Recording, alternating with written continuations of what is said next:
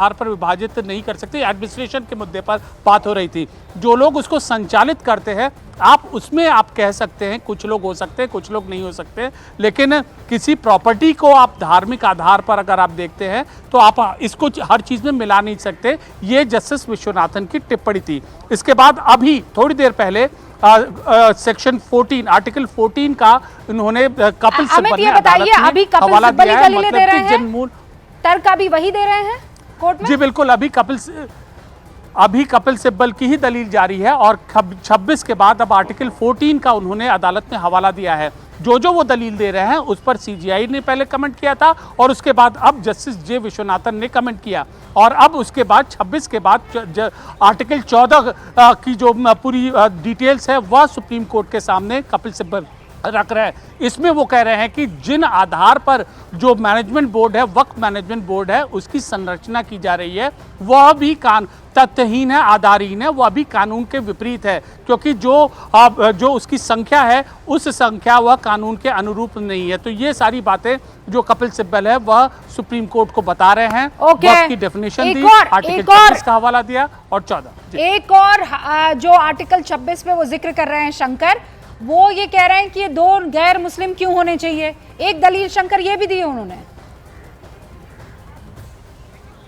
देखिए रुबिका, एक और मैं इंपॉर्टेंट पॉइंट मैं बताना चाहूँगा कि जिस बात को लेकर कई याचिकाएं आज कोर्ट में दायर की गई है, उस बात को भी मैं बताना चाहूँगा कि वक्फ के जो ट्रिब्यूनल का जो अधिकार है, वक्फ का जो ट्रिब्यूनल है, वक्फ के पास यह ऐसा एक सुपर पावर कहा जाता था पहले कि अगर वो किसी भी प्रॉपर्टी को लेकर अगर उसने कह दिया कि वक्फ की प्रॉपर्टी हो गई तो हो गई, तो उसके बाद कोई भी सुना नहीं जाता था और कहा जाता था कि उसका न्याय ही सर्वमान्य माना जाएगा। लेकिन उस बात को भी आज कोर्ट के सामने कुछ जो दूसरे पक्षकार हैं वो इस मामले में कोर्ट में सामने आज रखने वाले हैं। उनका कहना है कि अब जिस तरह से केंद्र सरकार के द्वारा जो एक नए कानून के तहत एक जो प्रावधान दिया गया है कि यहाँ पर अगर वक्फ के ट्रिब्यूनल से आपको न्याय नहीं मिलता है तो इस मामले को लेकर आप लोअर कोर्ट जा सकते हैं, लोअर कोर्ट के बाद हाई कोर्ट जा सकते हैं और हाई कोर्ट के बाद आप चाहे तो सुप्रीम कोर्ट भी जा सकते हैं। एक और बड़ी बात शंकर, बीच में रोक रही हूं आपको, एक और बड़ी बात सिब्बल ये कह रहे हैं कि बताइए सेंट्रल वक्फ काउंसिल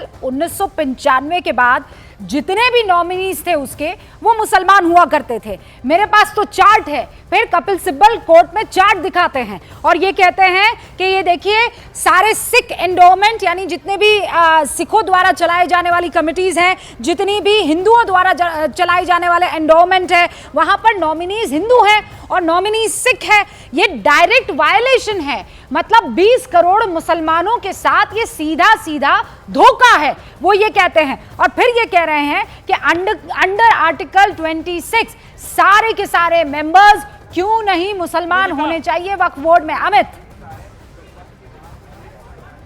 देखिए अभी सिब्बल ने राम जन्मभूमि के जजमेंट का भी हवाला दिया है। उन्होंने कहा है कि I am saying waqf by user is abolish, it's my integral part of religion, it's recognize in Ram Janmabhoomi judgement.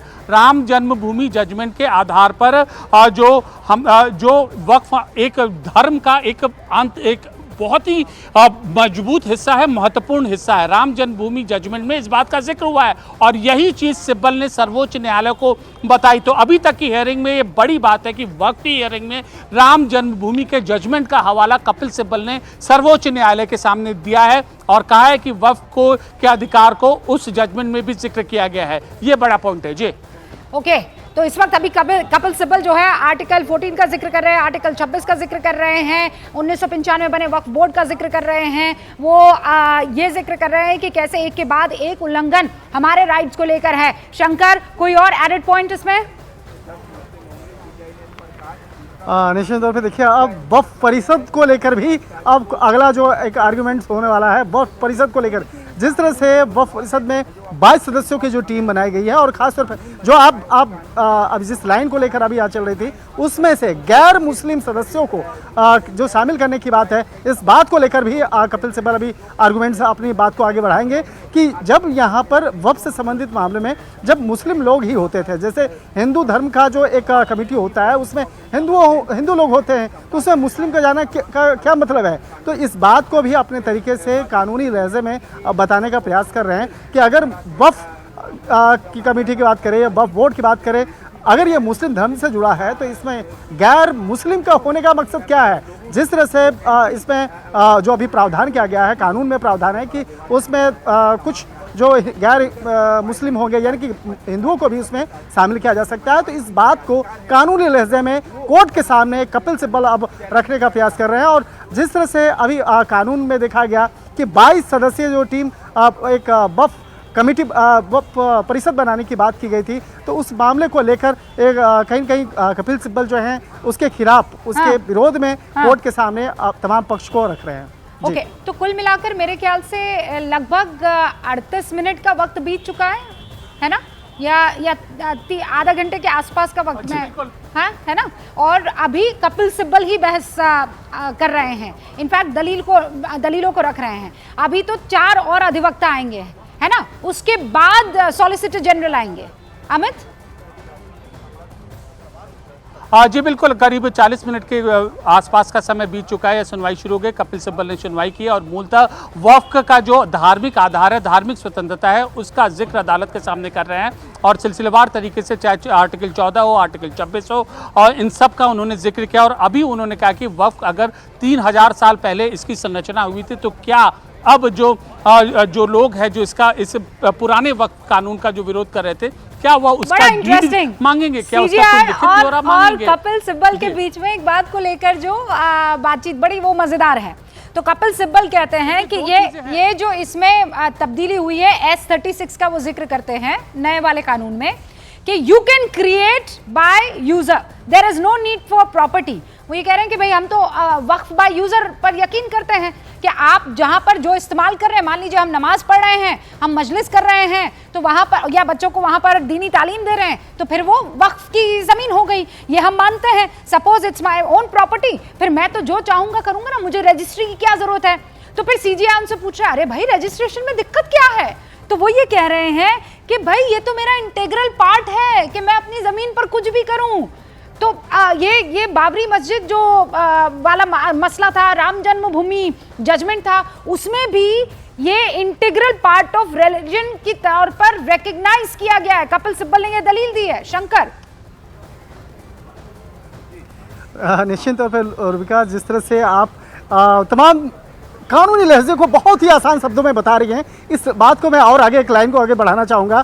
जिस तरह से तमाम दलीलें जब सुप्रीम कोर्ट में कपिल सिब्बल के द्वारा दिया जा रहा था, इसी वक्त में जस्टिस विश्वनाथन जो है वो कहते हैं कि आपस में मत उलझो, संपत्तियाँ धर्मनिरपेक्ष हो सकती हैं, केवल संपत्तियाँ जो हैं केवल संपत्ति का प्रशासन ही उसके उत्तरदायी हो सकता है, और बार बार आवश्यक धार्मिक प्रथा मत कहो। इसके साथ ही कपिल सिब्बल कहते हैं कि धारा 9 को देखिए, कुल सदस्य संख्या 22 है, जिसमें कि 10 मुस्लिम होंगे। तो ये जो संख्या है उस संख्या के बारे में कपिल सिब्बल बता रहे हैं, और ये बता रहे हैं कि मुस्लिमों के साथ में सही नहीं हो रहा है। तो ये अपने दलील के माध्यम से देने का बता रहे हैं। तो इस मामले में फिर चीफ जस्टिस का एक टिप्पणी होती है, वो कहते हैं दूसरी शर्त को देखिए, क्या इसका मतलब है कि भूतपूर्व अधिकारी को छोड़कर केवल 2 सदस्य ही मुस्लिम होंगे?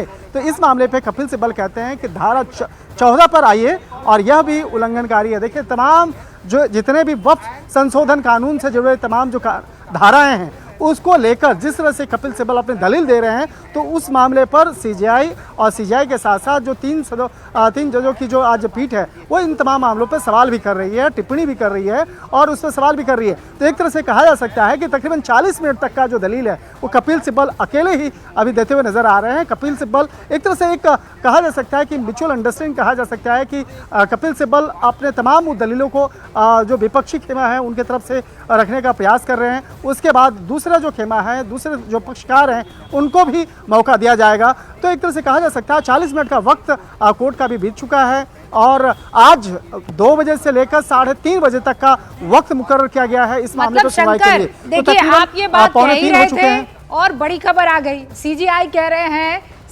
रहे हैं कि आज सारी याचिकाओं पर तो सुनवाई नहीं हो सकती है। नहीं अमित भाई, इतना टाइम तो कपिल सिब्बल साहब ने ही ले लिया है दलील रखने में। जी बिल्कुल। इसे और रुबिका, इससे पहले एक और चीज़ है, बहुत अहम टिप्पणी यहाँ पर चीफ जस्टिस की ओर से आई है। लिमिटेशन के पॉइंट पर कपिल सिब्बल जब बोल रहे थे, उन्होंने कहा कि लिमिटेशन की जो आप बात कर रहे हैं, क्या यह लिमिटेशन जो असंवैधानिक तो नहीं हो सकता ना। लिमिटेशन कौन, मतलब कि वक्फ की प्रॉपर्टी पर जो लिमिटेशन है, जो उसकी सीमा दायरा क्या होना चाहिए, यह डिस्ट्रिक्ट मजिस्ट्रेट या डिस्ट्रिक्ट कलेक्टर या डिसाइड करता है। तो जो ये लिमिटेशन का एक्ट है, कपिल सिब्बल के मुताबिक इसमें डीएम का जो अधिकार है वह एक प्रतिबंधित होना चाहिए, या उसको जो अधिकार दिए गए हैं वह संवैधानिक नहीं है। तब इस पर चीफ जस्टिस की टिप्पणी आई है कि अगर आप किसी भी प्रॉपर्टी को लिमिट करना चाहते हैं, लिमिटेशन के दायरे में लाना चाहते हैं, उसको एक कानूनी दायरे में चाहते हैं, तो ये असंवैधानिक तो नहीं है ना।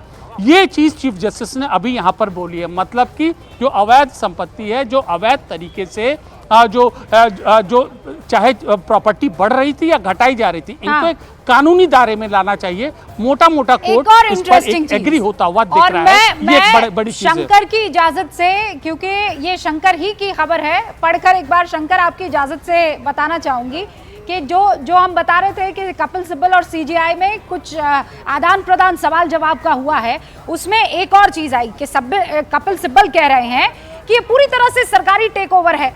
सिब्बल ने राम जन्मभूमि के फैसले का जिक्र करते हुए कहा कि धारा 36 आप उपयोगकर्ता द्वारा बना सकते हैं, यानी वक्फ बाय यूजर बना सकते हैं, संपत्ति की कोई आवश्यकता नहीं है।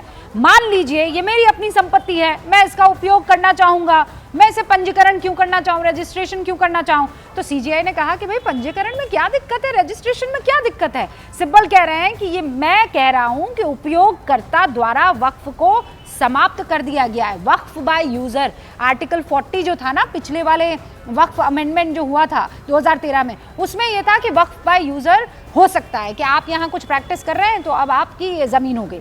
तो वो ये कह रहे हैं कि ये मेरे धर्म का अभिन्न अंग है, इसे राम जन्मभूमि फैसले में मान्यता दी गई है।